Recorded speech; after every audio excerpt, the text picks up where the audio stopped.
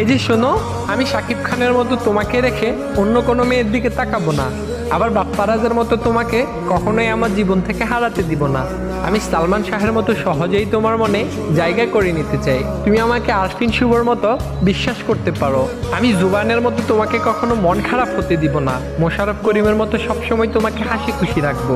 তোমার মিশা সওদাগরের মতো অনেক বেশি রাগ হলে তুমি কাজী মারুফের মতো আমায় গালি দিও। আবার রুবেলের ক্যারাটির মতো চাইলে আমাকে মায়েরও দিও। রিয়াজের মতো তুমি সবকিছু এলোমেলো করে দিও। আমি জাম্বুর মতো প্রতিশোধ না নিয়ে চঞ্চল চৌধুরীর মতো সবকিছু গুছিয়ে নিব। তবে তোমাকে নিয়ে কেউ বাজে কথা বললে আমি তাহসানের মতো চুপচাপ বসে থাকবো না, বরং মান্নার মতো মাথা গরম করে সাথে সাথেই তার প্রতিশোধ নিয়ে নিব। আমি হয়তো মুশফিকুর ফারহানের মতো গুছিয়ে কথা বলতে পারি না, তবে আমি অপূর্বর মতো গুছিয়ে তোমাকে ভালোবাসবো। আমি হয়তো সিয়ামের মতো দেখতে অনেক বেশি কিউট না, আবার অনন্ত জলিলের মতো অনেক বড় লোকও না।